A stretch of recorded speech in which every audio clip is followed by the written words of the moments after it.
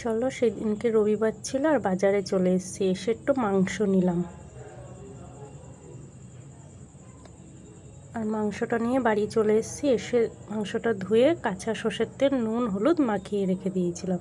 তারপরে মশলাটা নিয়েছি, রসুন, আদা, শুকনো লঙ্কা, কাঁচা লঙ্কা, জিরে, ধনের গুঁড়ো, পেঁয়াজ, টমেটো নিয়েছি। এবার মিক্সিতে দিয়ে দেবো। এটা মিক্সিতে দিলাম, পেস্টটা বানিয়ে নিলাম। এবার কড়াটা গরম হয়ে গেছে, তেলটা দিয়ে আলুগুলো আমি ভেজে নেব।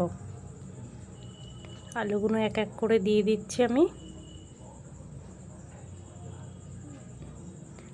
আলুগুলো আমি ভালো করে একটু নেড়ে নিচ্ছি।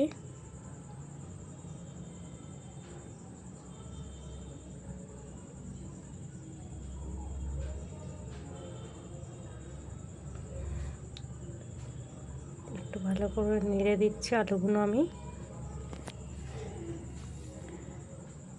তারপর একটু হলুদ, নুন দিয়ে আবার একটু ভালো করে ভেজে নেব।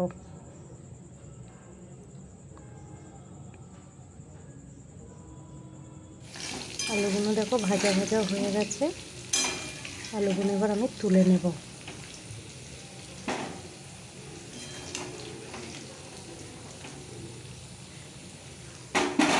আলুগুলো আমি তুলে রেখে দিলাম।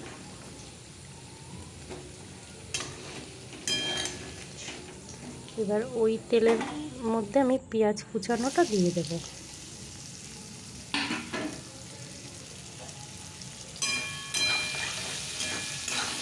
একটু ভালো করে ভেজে দেব।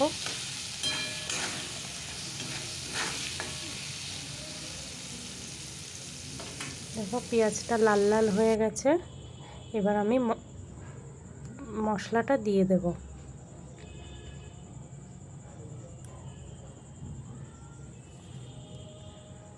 মশলাটা দিয়ে ভালো করে কষে নেব আমি।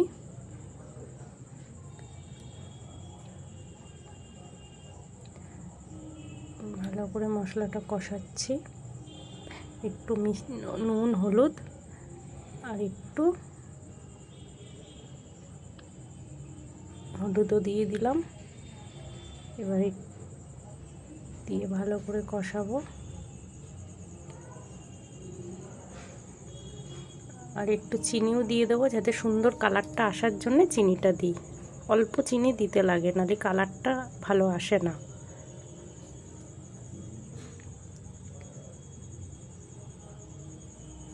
দিয়ে ভালো করে কষে নিয়েছি দেখো। এবার মাংসগুলো আমি ওখানে দিয়ে দেব।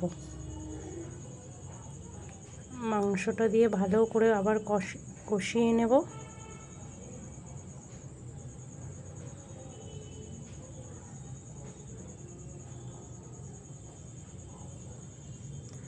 আমি এর আগে তোমাদেরকে দেখিয়েছিলাম, চিকেনটাকে ভাজা করে নিয়েছিলাম। এবারে আমি কষিয়ে রান্নাটা করছি। যখন যেটা মন চায় সেইভাবেই বানাই।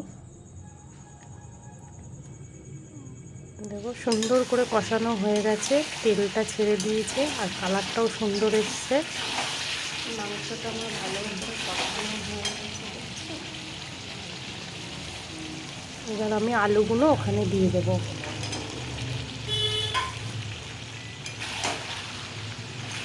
আলুগুলো দিয়ে আর একটু সামান্য কষিয়ে নেব, যাতে আলুটার মধ্যে মশলাটা যায়।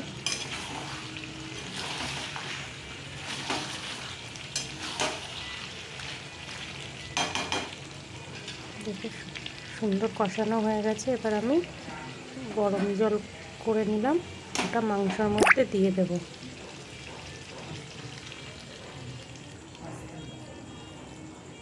এবার গরম জলটা দিয়ে দিয়েছি।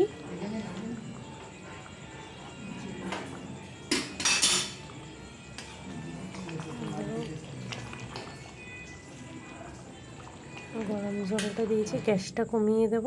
দিয়ে সিদ্ধ হয়ে গেছে দেখো, পুরো মাংসটা হয়ে গেছে সুন্দর করে মাংস। আর দেখো মাংসটা কিন্তু আমার হয়ে গেছে, আলু টালু সব সিদ্ধ হয়ে গেছে। এবার আমি নামিয়ে নেব। দেখতে ভীষণ সুন্দর হয়ে গেছে। এবার গরম গরম পরিবেশন করব। এই ছিল আজকের আমার মাংস রান্না। ভালো লাগলে একটা লাইক করবেন।